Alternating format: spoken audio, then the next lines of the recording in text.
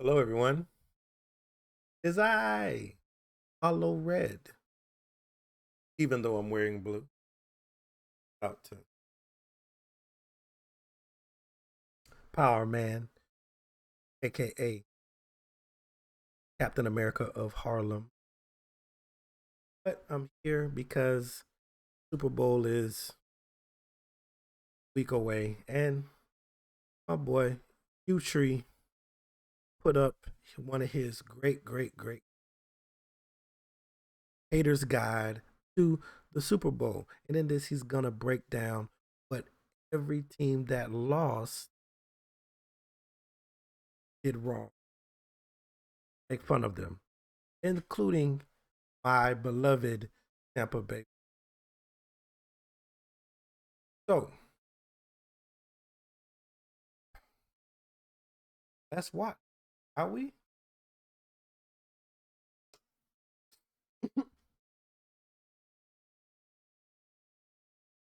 These playoffs honestly turned out close to what I expected. A few teams at the top surrounded by frauds and those punching above their weight. Wow. Even then, any given Sunday had us hope that someone could rise from the ashes, but not really this year. Too many variables and injuries for anyone to A lot of balance. injuries. Those that didn't make it further, I'm sorry, but it's time to read your epitaph. What could have been?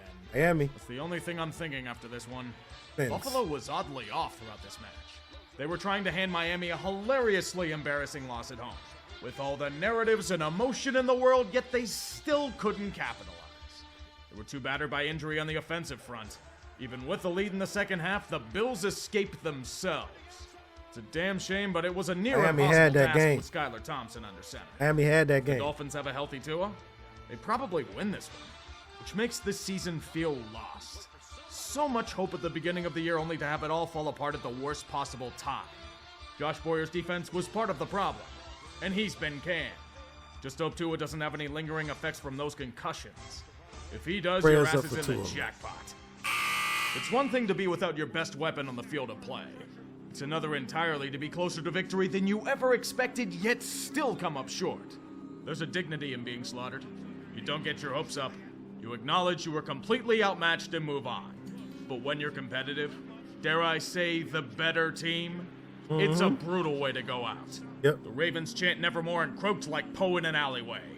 What did you think the problem was? It was the offense. Like it has been for the past 2 months. This team wasn't to be trusted. And they confirmed it with a QB sneak at the 2-yard line that backfired horrifically. Was that imitation Lamar going rogue? Whatever it is, J.K. Dobbins is the next in a long line of Baltimore was skill bad. players that are living. As a decade of pain continues, prepare for the biggest offseason in franchise history. It won't involve you, Greg Roman. Quoth the Ravens. There's the door. The Chargers chargered so hard that it outchargers any chargering past. Okay. If I were them, I would pray to the Lord for forgiveness, for Chargers they have had a good committed the season. ultimate sins. Getting endless opportunities from T-Law imploding under Shout the out bright to them lights. Jaguars. A 5-turnover differential, all in the first half. A 27-point lead in the second quarter. Yeah. I always felt the Chargers were escaping their own incompetence all season, but this is something different. This is their magnum opus. Years of horrifying self-inflicted failure pale in comparison to the outright larceny committed on whatever's left of their fan base. It was special. Something Falcons and Texans-esque. They checked down Joe Lombardi's pink slip, but they should have gone further. You don't recover from this kind of loss. You have to wipe it clean. Keeping Brandon Staley around proves that this franchise is forfeit. Just watch the same shit happen next year. If only games were played for 30 minutes, right, Brandon? Son of a bitch, you just blew it! I'll give them credit for being one of the rare 7 seats that can keep up in the Pity Playoff Invitational. For about 3 quarters. They kept up with the gun show. And not many can with San Francisco. We all wondered if we were going to laugh heartily in Santa Clara, but then... yeah. Damn it, Collapse for Gino. The entire team at the blue screen of Damn it, death. Gino. Even in the face of Brock not having the remember prettiest that game. Seattle ran out of gas and it showed. Yeah. Hell of a season, though. There wasn't much to expect from this team, and they exceeded all goals and then some. Can't shit on them for what they did. Even with forgetting how to play football in the fourth quarter. Seahawks, you'll be fine. Put some used chewing gum in the leaks and call it a day. And they still got a top 5 Couldn't pick. shake the thought of Tampa Bay somehow bullshitting to a win against Dallas. Too many elements at play. But that's why we call the playoffs a clean slate. Go Bucs. It shows us how terrible the Bucs were this season. Dallas brought their A game and put this pathetic team to bed. Damn, It brother. was a mercy kill if you were to ask me. Sheesh. Tampa somehow took their awful play, horrifyingly bad offense, and clueless coaching and made it even worse. Lord. Tom Brady did his best imitation of 2015 Peyton Manning behind a running game that predictably didn't do shit. The Cowboys terrorized their opponents so badly that it could be deemed a glorified bye week. Byron Leftwich may regret not taking the Jags job, but Todd Bowles will continue to have Dick LeBeau syndrome. Excellent coordinator, terrible head coach. Welcome back to hell, Bucs. It's gonna be a long free fall as Brady becomes a Raider. Oh, so Tom Brady's retiring again? Yeah, he Oh, retired. Great. Yeah. I'm not being fooled by this one again. I'm not mentioning a comment on this until he's dead and buried in the ground. I learned my lesson from last year. I still want him to be a Raider, though. It'd be hilarious. A former Vikings coach said it best. They are who we thought they were. The Vikings. Frauds. A glorified Nobody nine-win believed team in that the ended up Vikings. shooting well above their all pay grade year. and We know finally what got it called was. out Come for on. it. Stop it. Minnesota should have learned to fortify its defenses. When going up against the Giants, it felt like they could do nothing to stop them. You can't look at how poorly they played and tell me this was a quality football team. Ed Donatel butchery all season. Firing him afterwards is too late. High-end talent isn't enough to bail out whatever that was. And it was painful. Daniel Jones and Saquon had a field day. And you gave New York the worst thing you could have offered. Legitimate hope. Kirk Cousins may have had a good game, but his legacy in Minnesota is set in stone. A 3-yard check down on a 4th and 8. Perpetually coming up short. The story of the Kirk era. It's a shame he's going to be Bill Buckner and he doesn't deserve it, but that's how the human brain works. Despite this being a winnable game, the Jags should feel no shame for the season they had. Going from shag clown to clowning LA's failson is impressive all its own. But even then, they weren't ready for a deep push. Despite everything given to them by the Chiefs to win. Despite Patrick Mahomes being injected with enough Toradol to knock out an elephant. Despite KC's defense being as suspect as Carmen goddamn San Diego, Jacksonville Jaguars couldn't capitalize. put up a fight. Any chances they had to win were squandered. Opportunities not converted. That Fumbled man is away that like man. Jamal But Agnew the in the red Jaguars, zone. they here. They here. Alas, all you can ask is They what here. could have been. Watching Chiefs fans Shout squirm out would to have the been an Jaguars. outstanding sight. But once again, Duval was undercooked. But what a future you seem to have. A legitimate franchise QB manning the helm to hopefully catapult the Jags back to contending status. Yes. It's a beautiful thing. The only downside I can really think of is being stuck with Trent Baalke for the next 5 years. To be fair, that may be a brutal punishment all its own. I tried to ignore how awful they looked against the Dolphins. I overlooked a ton of red flags that popped up about this team over the year. The narratives were just too good. A snow game in Buffalo, strong favorites against Cincy, DeMar Hamlin in attendance. The Bills made sure it was a storybook ending. The tale was Rumpelstiltskin. The Emperor is without clothes. Tail was Buffalo, Rumpelstiltskin. with everything trending in their favor, laid a massive egg. What doesn't frustrate me is the inconsistent offense, nor the persistence on Zone D, nor being outclassed in every facet. It's that this was supposed to be the year. All the talk about how Buffalo got screwed over by a coin. Everyone proclaiming you to be a Super Bowl favorite, myself included. The big signing of Von Miller? To be fair, I don't know if a healthy Von would have helped. The Bengals were just the better team. And I honestly have no idea what you do if you're the Bills. This was your best shot. And you muffed it. Overused like Josh Allen on offense. He is their crutch. And until let go, they are doomed to the same fate over and over. Nobody circles the wagons of futility like the Buffalo Bills. This outcome shouldn't be surprising. The Giants were playing The way Giants over their heads all were- season. Marching yeah. into Philly was their death sentence. They were playing outside of Nearly their being chucked their- into their a gladiator weight pit class. to be slaughtered by Eagles. The only reason they had a far shot is superior class of because team, and it showed all game long. they're divisional rivals. Philly forced Daniel Jones to beat them with his arm. And he just can't do it. The G-Men didn't stand a chance from the opening kickoff. And it was a slow and painful death for 60 minutes. It was It's a damn over. good season for a team that needed it, but this outcome leaves them with more questions than answers if you believe it. New York has a fascinating offseason coming up. What do you do with Danny and Saquon? Keep one, both, or neither? Does management feel that this season was a fluke, or do they have potential for something more? There are arguments either way, and I trust Shane and Dable to guide them down the right path. They've earned it after this.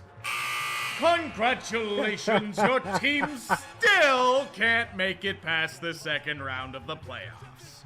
It's the greatest tradition in the NFL world, one that truly allows Dallas to earn the title of America's team. The nation celebrates when they're eliminated.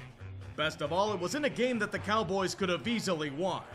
Their defense played valiantly throughout, but all it did was reinforce so many narratives about Dallas that you could mistake it for the 80s TV show. Predictable follies abound.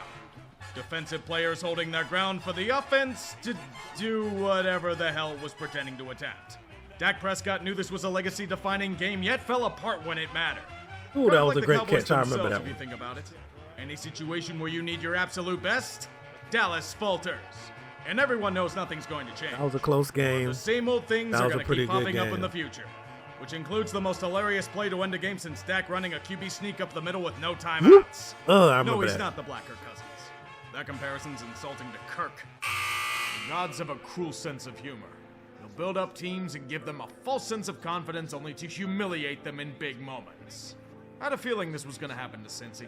They were getting way too cocky, talking so much shit that no one in their right mind could back Look, up. I love the Eli cockiness Apple of and Mike Cincinnati. Hilton running their mouths, They Burrowhead had the Super Stadium, Bowl the run last fucking year. mayor of Cincinnati They had the issuing a deep run this paternity year. test from Mahomes. They're here. You're just asking. I for think trouble. Burrow versus A healthy serving Mahomes. of humble pie must be delivered by It's a gonna man be with one healthy That new leg. that. I want to say one thing. That The matchup. ref ball was especially heinous. An incredibly fucky game that felt manipulated as hell. Even That then, extra the refs third weren't the down. main reason the Bengals lost. They Third did down. this to themselves. A Extra backup third down was offensive good. line hurt them at the worst moments. Burrow chucking arm punts on 3rd and short. And the Bucs get Kappa back. Coup de grace, a back-breaking 15-yard penalty sending the Chiefs to field goal range. Shades of the 2016 wildcard game. Brutality and Yeah, that was a slow legit motion. penalty. I'm like, that was a Victory within penalty. grasp, yet manages I didn't to like it. slip away. That's a penalty. Forced to swallow a pill of bitter I don't like half the regret. penalties in It's the football. pain of the postseason and the cost of glory. Damn. A true shame. The boys went out good. I mean, they went out Injuries have fighting. destroyed the Niners in 3 of the last 5 seasons. And the ultimate curse, it happened again. San Francisco was decimated by forces beyond their control. Losing 2 QBs is hard enough, but the 3rd time was finally the charm. Big I Cock call Brock it the was cut Colin. down by a fucked It's the elbow. Colin Having no Kaepernick choice, curse. they were forced to chuck the eternal journeyman Even Josh if they make it to Johnson the out to Super play Bowl, the that biggest game quarterback of is his going to life. let them down Before he was also because of how they knocked out did of the game. Kaepernick. You're forced to rely on a Brock that I can't ain't throw a football forget- more than 3 yards, you're done. It's The Black Trails History use Month. this meat for a cheesesteak stand. Maybe those will show as much unnecessary fight as the Niners did. Horrifically undisciplined. Even if the Eagles got a ton of breaks, they were winning this one easily regardless. It was a funeral, and Kyle Shanahan is Sisyphus, continually pushing the ball to a star QB on top of the hill only for it to get hurt and fall off the other side. Such a terrible fate. Pray for his children. These playoffs have played out as I've expected. A handful of good teams surrounded by shit. 2 of the best have made it here, and the AFC is being represented by a common one. Kansas City. Time is a circle. No matter what everyone fancies about the league and its teams, the same outcomes tend to occur over and over again. We may speak of the rivals ready to take the Chiefs off their pedestal, the Chargers and their talented offense, the Broncos bringing in Russell Wilson in a huge move, the Raiders managing to exist, not to mention Buffalo and their revenge tour were gearing up to finally exhume their demons. Kansas City was getting cocky. Their haughtiness cost them the last few seasons. The Super Bowl against Tampa Bay where they were crushed by hydraulic press. Don't Yeah, forget last don't year where forget. they went out to a sizable Bucs. lead against the Bengals only to be Bust one-upped. their ass. The King was seemingly on his last breath, facing a deep cap crunch, losing one of their best offensive weapons in Tyreek Hill via trade. You'd think the age of the Chiefs would be over, right? Not really. Oh. When you aim for the King, you best not miss. While inherently flawed, there are still weapons out the wazoo. And with Patrick Mahomes under center, they will always have a chance at greatness. Even on one leg, he will make magic happen. This is crazy. All the while, every broadcaster takes turns filleting him during games. There is some justification to it. He's the new face of football, you could argue. A man who enjoys ketchup on steak and driving a stake through the heart of his enemies. This Crazy. includes Cincinnati. Oh, what a brutal sight that was to witness. The weapons that flank him are newer faces, but still threats nonetheless. There is a number 10 similar to Tyreek, but don't be fooled. That's merely Isaiah Pacheco. who's blossomed into a playmaker in his own right. Not bad for a 7th-round rookie. Jerick McKinnon is still kicking as a specialist in the backfield, and staying healthy as well. At wideout, it's a changed group. McCole Hardman's still here, but there's no real headliner of the bunch. Weapons aplenty, however. The main ones being offseason pickups in Juju Smith-Schuster and Marquez Valdez-Scantling. Not to mention Kadarius Toney, whenever he's healthy. They're allowed to be free because another main piece is still around. Travis Kelce. Wherever he is, you must be wary. He will punish defenses no matter what they do. Opposing fans throughout the world will scream why nobody's covering Kelce. Well, that's because he's like Teflon. Nothing sticks. Not to mention that strong offensive line led by Creed Humphrey and Orlando Brown. It's a deadly weapon all its own. And they're not down to backup tackles this time around. The defensive line is the catalyst for all hope on that end. Frank Clark and Chris Jones are the cornerstones of it. Jones has been a beast, but Clark has been disappointing this season. George Karlaftis and Carlos Dunlap are other formidable weapons on this front. All teams have a weakness, however, and this one's flaws in pass protection. It's one of the worst in the league. And despite all that Willie Gay and Nick Bolton do, it can't hide the fact that their secondary is young and inexperienced. They lost Javarius Ward and the Honey Badger in free agency last offseason.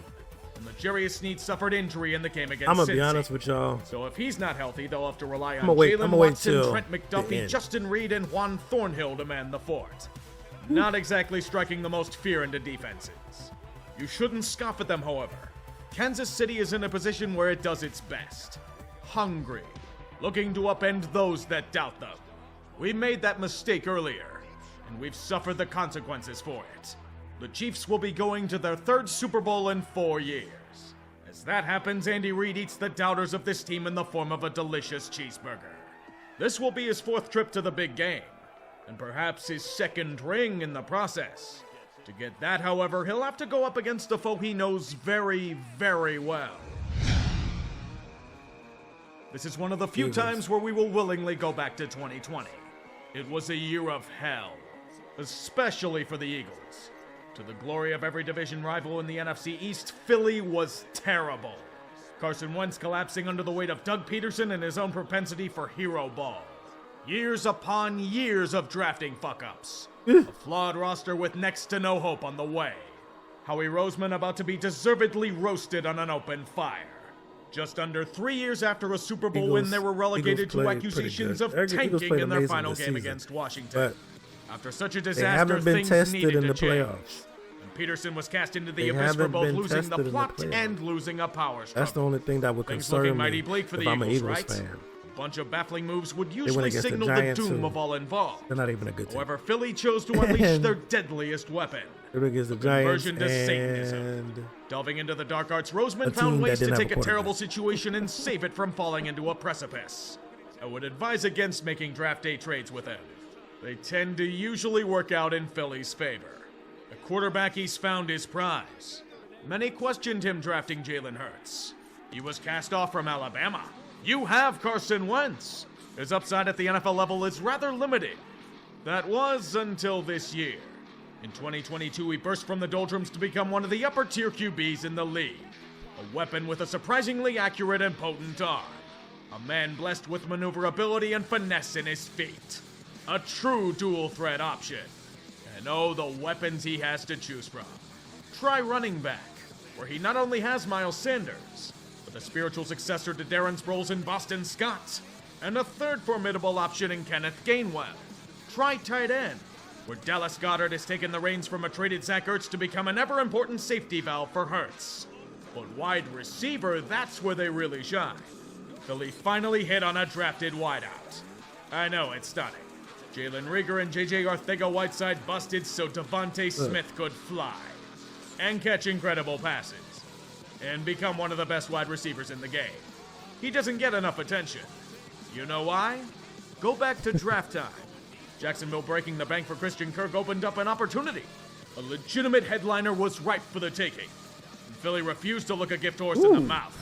A.J. Brown, them boys it's dirty. time for you and your wallet to shine like gangbusters. The man that helps Philly's offense become a dynamo. I have to give credit to that offensive line as well. One of the best units in the game, bar none. Even with an injured Lane Johnson at right tackle. By the way, has anyone mentioned that Jason Kelsey is Travis Kelsey's brother yet? Are you tired of hearing about it? Good, because here's at least 50 more statements as such. Here are 100 statements on how loaded their defensive line and edge rushers are. 4 men with at least 10 sacks. Freshly paid Hassan Reddick, Josh Sweat, Javon Hargrave, longtime vet Brendan Graham. Fletcher Cox is still kicking ass as a 3-tech. Not to mention they just drafted an absolute beast in Jordan Davis when he's healthy. They've loaded up with vets in an all-in push. Ndamukong Suh, Linval Joseph, Robert Quinn. Quinn's barely played. It's a threat all its own.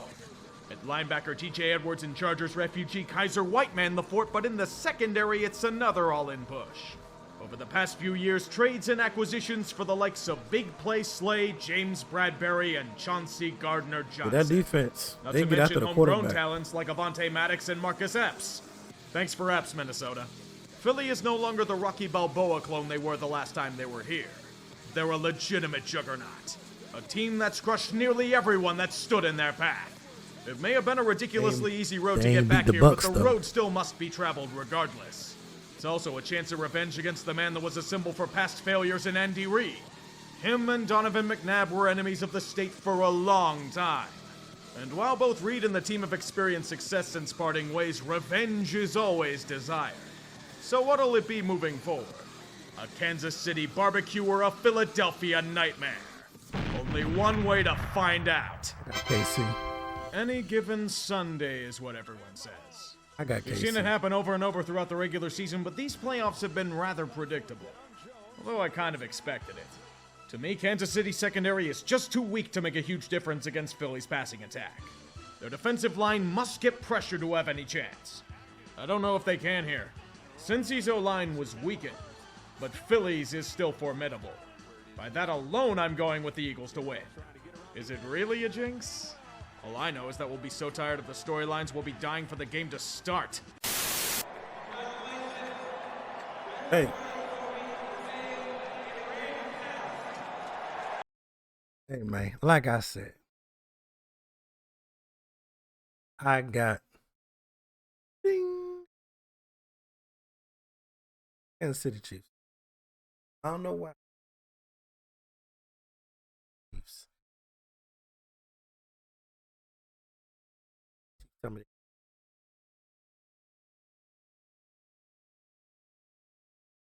I said this when they were down against Hicks with Cincinnati.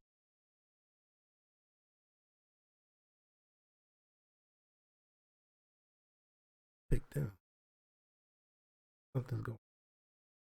It's an energy. But hey, I could be wrong. Wrong before. And look, I do hate the Eagles. There's always that. But who y'all think gonna win? Tell me. Write at me. All that.